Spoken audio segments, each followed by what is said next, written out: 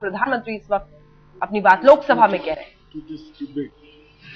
Madam, as Honorable President mentioned in the initial part of his address, our economy has faced a difficult situation in the past 1 year.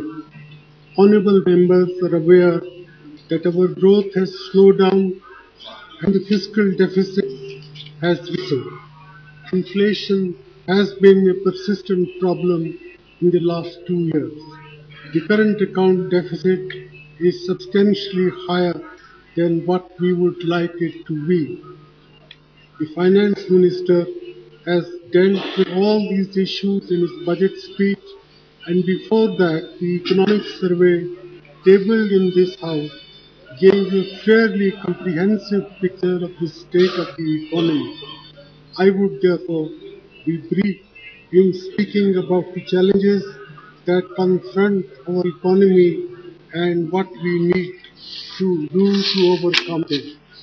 However, Madam, I do wish to emphatically endorse the view of the Finance Minister that the slowdown in the economy need not persist and that we are fully capable of putting the country back on a high growth path of 7 to 8% per annum in the next 2 to 3 years. To achieve this, we need to increase the rate of investment, especially in infrastructure. Our effort, therefore, will be to raise domestic savings, contain the growth of subsidies, and encourage private investment. While our aim is to achieve an average GDP growth of 8% during the 12th plan and agricultural growth rate of 4%, the focus will continue to remain on inclusive growth. Inclusive growth implies not only reducing poverty, but also improving regional equality across and within states, uplift of scheduled castes, scheduled tribes, other backward classes and minorities, closing gender gaps and generating more and better employment opportunities. Our policies have been designed to fulfill these objectives.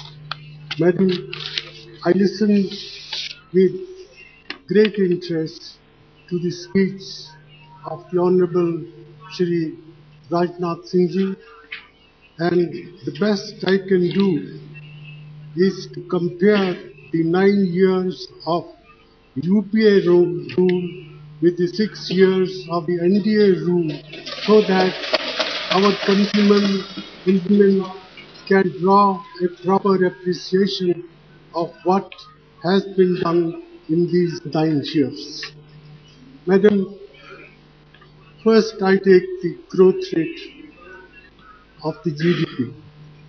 If you look at the period of 9 years, including the current period of slowdown, our average growth rate in these 9 years will be 7.9%.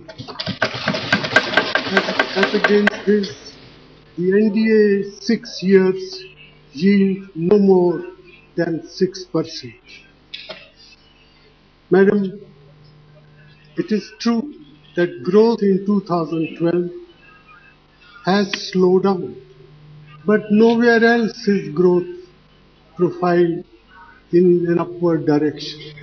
Europe is in recession, US growth rate is very low, Japan is stagnating, Brazil growth rate is less than 2%, South Africa's growth rate is 2.3%, and in the light of the prevailing global situation, our growth rate looks to be impressive even though we are not satisfied with it.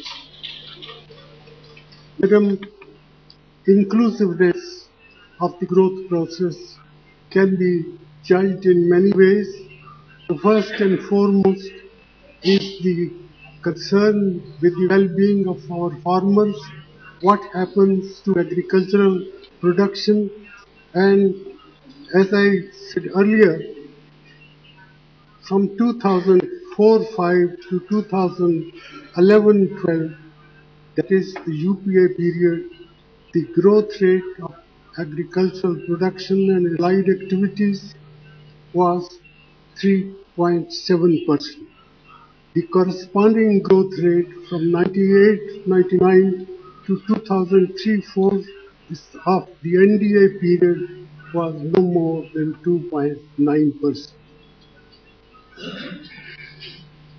Because agriculture has grown at a faster rate, also because of a number of inclusive policies put in place by our government, like Mahatma Gandhi National Rural Employment Guarantee Program, the per capita consumption in rural areas during the UPA period is 3.4%. In the NDA period, the per capita rural consumption was no more than 0.8%. And I come now to the real wages in agriculture. Real wages in agriculture in the 11th plan period rose at an average annual rate of 6.8%. In the previous decade, the growth rate of real wages in agriculture was no more than 1.1%. Madam, with regard to poverty, in the UPA period, poverty declined at an average annual rate of 2% per annum. In the preceding 10 years, the decline was no more than 0.8%. Madam, we are all concerned about the slowdown in industry. But when we compare the 9-year period in which the UPA has been in government, our industrial growth rate average is 8.5%. The corresponding average for the NDA from 98-99 to 2003-4 is no more than 5.6%. With regard to regional inequalities, interstate growth differentials have narrowed and interstate inequality is not increasing. The so-called Bimaru states have also done much better in the UPA period than was the case previously. In terms of education and skill development, also the achievements of the UPA are really notable. The key instruments for promoting inclusiveness and empowerment are education and health and skill development. There has been near universal enrollment in primary schools and a steady increase in the average number of years of schooling of labor force. The Right to Education Act is a major landmark of the UPA. Madam, with regard to higher education, there has been unprecedented expansion of central universities. The number has gone up from 17 in 2004-5 to 44. The IITs have gone up from 7 to 16. The IIMs have gone up from 6 to 13. Indian Institutes of Science, Education and Research have gone up from 1 to 5. Indian Institutes of Information Technology have gone up from 2 to 4. The result is the gross enrollment in higher education in 2006-7 was 12.3%. In 2011-12, it has gone up to 18%. With regard to health, Madam, National Rural Health Mission made a very important start.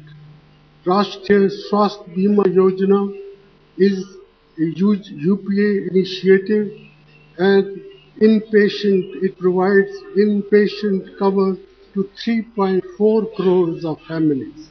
The infant mortality rate has fallen from 58 to 44.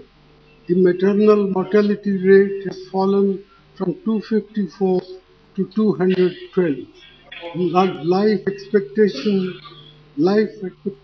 at birth was 2000 was in 2010, 2001, 2000, 62.5 years. By 10, 11 of this century, it has gone up. In these प्रधानमंत्री का ये 9 or कहना 10 years, they would right to information what सबसे they बड़ी उपलब्धि है।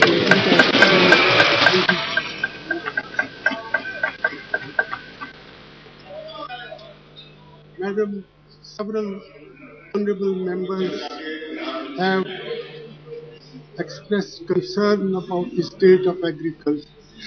I share that concern. Farmers in our country are the most important constituent that the UPA cares for.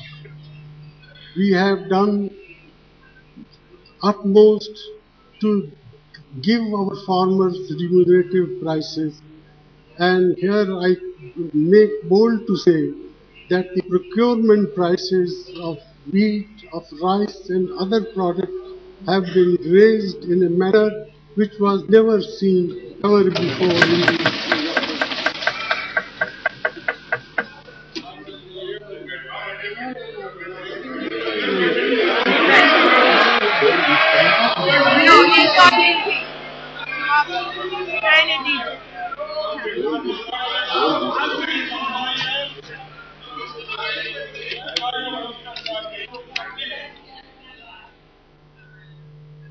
I share the concern of the honorable members on the need for focused attention to the agricultural sector. That has been our priority.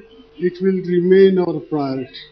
The achievements of our farmers in keeping us self-sufficient in food are indeed extraordinary. They work hard under adverse circumstances and they deserve all possible assistance. It is for this reason that we have increased the minimum support prices as never before. If we look at these prices across various commodities, they have increased by 50 to 200% since 2004-5. Since the year 2004, we have more than doubled the minimum support price for wheat and paddy. Credit flow to the agricultural sector has increased since 2003-4 by nearly 500%. The 12th plan allocation for the sector has been fixed at over twice the size for the 11th plan. Madam, it is the result of the hard work of our farmers and our policies. The average annual rate of growth in agriculture and allied sectors, which was stagnating at the level of 2.4 and 2.5% during the 9th and 10th plan respectively, increased to 3.7% during the 11th plan, despite the occurrence of a countrywide drought in 2009. It is true that the growth of agricultural sector during 2012-13 is at present projected at 1.8%. But the revival of the monsoon during the later half of the Kharif season and improved prospects for Rabi due to conducive weather conditions give me hope that the actual growth rate during this year would be higher than the figure that I have mentioned. To address the issue of shortage of covered storage capacity, the government had formulated the Private Entrepreneurs Guarantee Scheme in 2008. A capacity of 181 lakh metric tons has been sanctioned under the scheme, of which 43 lakh metric tons of capacity has already been created. Madam,